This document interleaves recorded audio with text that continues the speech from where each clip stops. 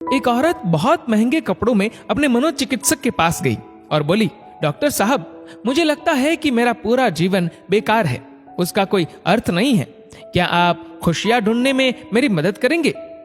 मनोचिकित्सक ने एक बूढ़ी औरत को बुलाया जो वहां साफ सफाई का काम करती थी और उस अमीर औरत से बोला, मैं इनसे आपको ये बताने के लिए कहूंगा कि कैसे इन्होंने अपने जीवन में खुशियां ढूंढी। मैं चाहता हूं कि आप इन्हें ध्यान से सुने। तब उस बूढ़ी औरत ने अपना झाड़ू नीचे रखा, कुर्सी पर बैठ गई और बताने लगी, मेरे पति की मलेरिया से मृत्यु हो गई और उसके 3 महीने बाद ही मेरे बेटे की भी सड़क हादसे में मौत हो गई। मेरे पास कोई नहीं था, मेरे जीवन में कुछ नहीं बचा था। मैं सो नहीं पाती थी, खा नहीं पाती थी, मैंने मुस्कुराना तक बंद कर दिया था। मैं स्वयं के जीवन को समाप्त करने की तरकीबें सोचने लगी थी। तब एक दिन एक छोटा बिल्ली का बच्चा मेरे पीछे लग गया। जब मैं काम से घर आ रही थी, बाहर बहुत ठंड थी, इसलिए मैंने उस बच्चे को अंदर आने दिया। उस बिल्ली के बच्चे के लिए थोड़े से दूध का इंतजाम किया और वह सारी प्लेट सफा चट कर गया। फिर वह मेरे पैरों से लिपट गया और चाटने लगा। उस दिन बहुत महीनों बाद मैं मुस्कुराई।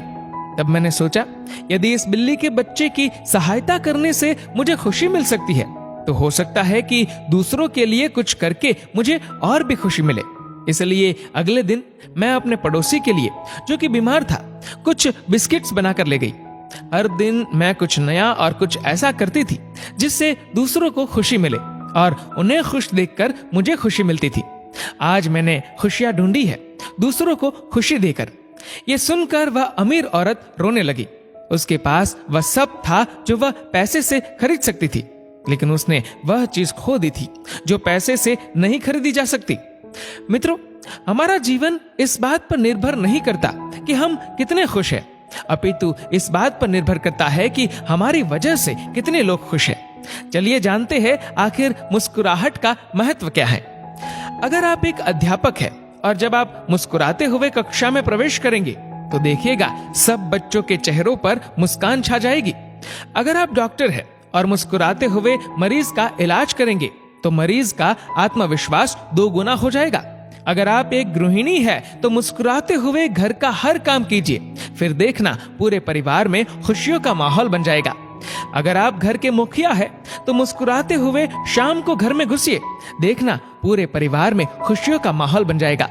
अगर आप एक बिजनेसमैन है और आप खुश होकर कंपनी में घुसते हैं तो देखना सारे कर्मचारियों के मन का प्रेशर कम हो जाएगा और माहौल खुशनुमा हो जाएगा।